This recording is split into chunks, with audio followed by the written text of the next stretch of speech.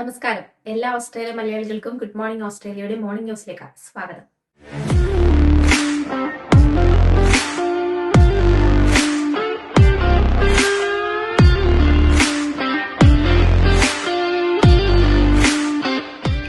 എവിടെ ഓൺലൈനിൽ നമ്മൾ സാധനം ഉണ്ട്.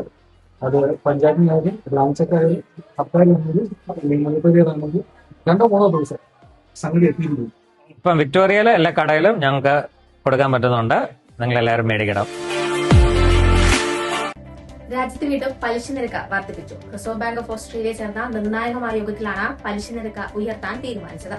2026 ഇത് രണ്ടാം തവണയാണ് RBI പലിശ നിരക്ക് വർദ്ധിപ്പിക്കുന്നത്.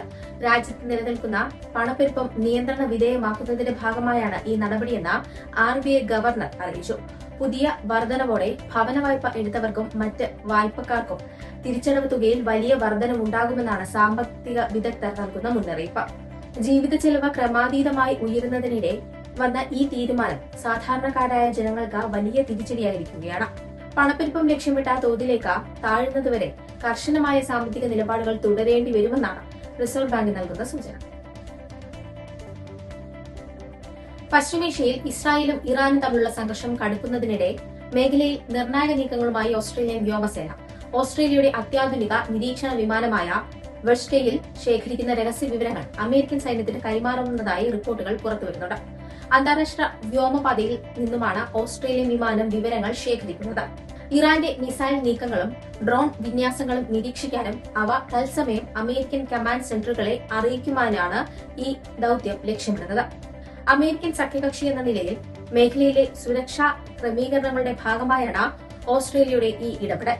അതേസമയം പശ്ചിമേഷ്യൻ യുദ്ധമുഖത്ത് നേരിട്ട് പങ്കെടുക്കുന്നില്ലെങ്കിലും ഇത്തരത്തിൽ രഹസ്യ വിവരങ്ങൾ കൈമാറുന്നത് ഓസ്ട്രേലിയയെ സംബന്ധിച്ച സംഘർഷത്തിന്റെ ഭാഗമാക്കുമെന്ന വിമർശനങ്ങളും വിവിധ കോണിൽ നിന്ന് ഉയർന്നു വരുന്നുണ്ട്. എന്നാൽ പ്രാദേശിക സ്ഥിരത ഉറപ്പാക്കാനാണ് തങ്ങൾ ശ്രമിക്കുന്നതെന്നാണ് പ്രതിരോധ വക്താക്കളുടെ വിശദീകരണം. ഇന്ധനവില കുതിച്ചുയരുന്ന സാഹചര്യത്തിൽ ഇന്ധന കമ്പനികൾക്ക് അനാവശ്യമായി വില വർദ്ധിപ്പിക്കുന്നുണ്ടോ എന്ന് കർശനമായി നിരീക്ഷിക്കുമെന്ന് ഉപഭോക്തൃ സംരക്ഷണ സമിതിയായ ACC അറിയിച്ചു. ഇന്നലെ നടന്ന അടിയന്തര യോഗത്തിൽ പ്രമുഖ ഇന്ധന വിതരണക്കാരായ ആംപോൾ, BP, ഷെവ്രോൺ എന്നിവയുടെ പ്രതിനിധികളുമായി സമിതി ചർച്ച നടത്തി. ഇറാൻ യുദ്ധത്തിന് മുമ്പ് ശരാശരി $1.80 ആയിരുന്ന പെട്രോൾ വില നിലവിൽ $2.20 മുകളിലെത്തിയിരിക്കുകയാണ്. ഡീസൽ വിലയാകട്ടെ ലിറ്ററിന് $2.45 എന്ന റെക്കോർഡ് നിരക്കിലാണ്.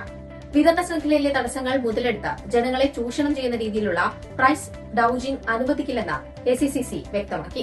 ഇത്ര വേഗത്തിൽ വില വർദ്ധിപ്പിക്കേണ്ട സാഹചര്യം എന്താണ് എന്ന് വിശദീകരിക്കാൻ കമ്പനികളോട് സമിതി ആവശ്യപ്പെട്ടിട്ടുണ്ട്. ജനങ്ങൾ സാമ്പത്തികമായി വലിയ പ്രയാസം അനുഭവിക്കുന്ന ഈ ഘട്ടത്തിൽ ഇന്ധന വിപണിയിലെ ഓരോ ചലനവും സൂക്ഷ്മമായി നിരീക്ഷിക്കുമെന്നും നിയമലംഘനം നടത്തുന്നവർക്കെതിരെ കർശനമായി നടപടി സ്വീകരിക്കുമെന്നും അധികൃതർ മുന്നറിയിപ്പ് നൽകി. രാജ്യത്തെ ഇന്ധന പ്രതിസന്ധി ഖനന മേഖലയും ഗുരുതരമായി ബാധിച്ചു തുടങ്ങി. വെസ്റ്റേൺ ഓസ്ട്രേലിയയിലെ പ്രമുഖ ഖനന കമ്പനിയായ ബ്ലൂ ക്യാപ് മൈനിംഗ് ഇന്ധന ലഭ്യത കുറഞ്ഞതിനെ തുടർന്ന് തങ്ങളുടെ പ്രവർത്തനങ്ങൾ താൽക്കാലികമായി നിർത്തിവച്ചു. കമ്പനിയിലെ ഭൂരിഭാഗം തൊഴിലാളികളെയും നിർബന്ധിത അവധി നൽകി വീട്ടിലേക്ക് അയച്ചിരിക്കുകയാണ്. ഇന്ധന വിതരണ ശൃംഖലയിലുണ്ടായ തടസ്സങ്ങൾ മൂലം ഖനന പ്രവർത്തനങ്ങളും ഉപകരണങ്ങളും കാര്യമായ രീതിയിൽ ആവശ്യമായ ഡീസൽ ലഭിക്കാത്തതിനെ തുടർന്ന് പ്രവർത്തിക്കാൻ കഴിയാതെ വരികയും ഈ കടുത്ത തീരുമാനത്തിലേക്ക് കമ്പനി ഇതേ തുടർന്ന് എത്തുകയുമായിരുന്നു. രാജ്യത്തെ സാമ്പത്തിക വ്യവസ്ഥയുടെ നട്ടെല്ലായ ഖനന മേഖലയിൽ ഇത്തരമൊരു പ്രതിസന്ധി ഉണ്ടായത് വലിയ ആശങ്കയ്ക്ക് കാരണമാകുന്നുണ്ട്. കൂടാതെ വരും ദിവസങ്ങളിൽ കൂടുതൽ കമ്പനികൾ സമാനമായ നടപടികളിലേക്ക് നീങ്ങിയേക്കുമെന്നും റിപ്പോർട്ടുകൾ സൂചിപ്പിക്കുന്നുണ്ട്.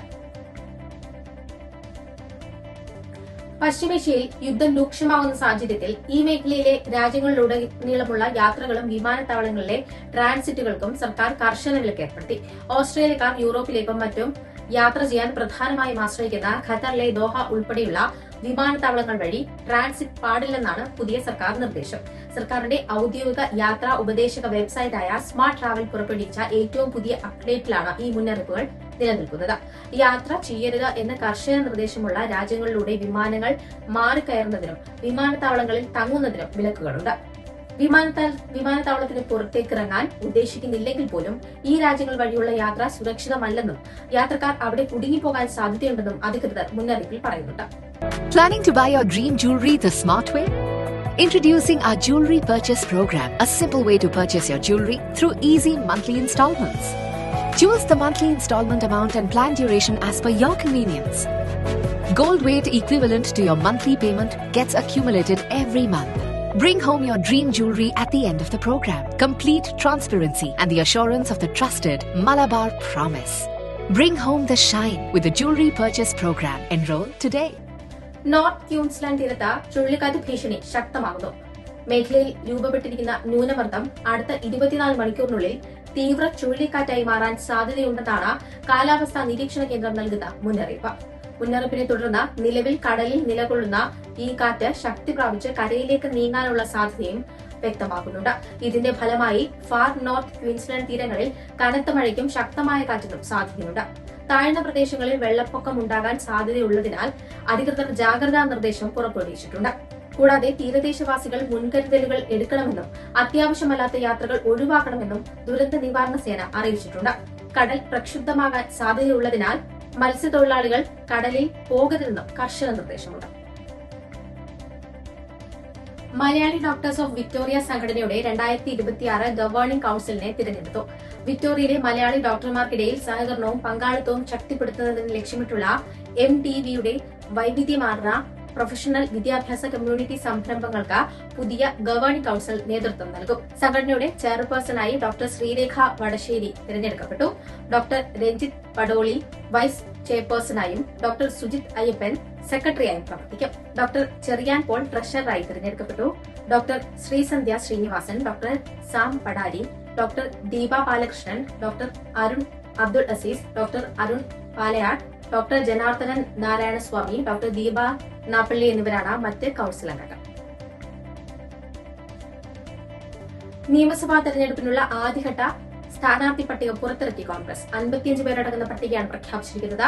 ആദ്യ പട്ടികയിൽ എംപിമാർ ആരും തന്നെയില്ല എന്നത് ശ്രദ്ധേയമാണ്. എന്നാൽ കണ്ണൂരും കോന്നിയും ഒഴിച്ചിട്ടാണ് ആദ്യ പട്ടിക പ്രഖ്യാപിച്ചിരിക്കുന്നത്. എൽദോസ് കുന്നപ്പള്ളിയുടെ പേര് ആദ്യ പട്ടികയിൽ ഉൾപ്പെട്ടിട്ടില്ല.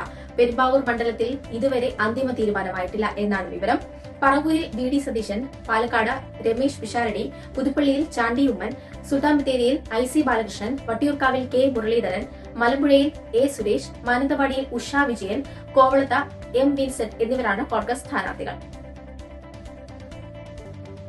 മുഖ്യമന്ത്രി പിണറായി വിജയന്റെ ആദ്യ തിരഞ്ഞെടുപ്പ് പ്രചാരണം സ്വന്തം മണ്ഡലമായ ധർമ്മടത്ത് മുഖ്യമന്ത്രി കണ്ണൂർ വിമാനത്താവളത്തിൽ ഇന്നലെ വൈകിട്ട് എത്തിച്ചേർന്നു. പിണറായി മുഖ്യമന്ത്രിക്ക് സ്വീകരണം നൽകി. CPM ജില്ലാ സെക്രട്ടറി KK രാഗേഷ്, CN ചന്ദ്രൻ, M സുരേന്ദ്രൻ, ജില്ലാ നേതാക്കൾ എന്നിവർ മുഖ്യമന്ത്രിയെ കണ്ണൂർ വിമാനത്താവളത്തിലെത്തി സ്വീകരിച്ചു. ഇതോടെ ഇന്നത്തെ വാർത്തകൾ അവസാനിക്കുന്നു. നന്ദി, നമസ്കാരം.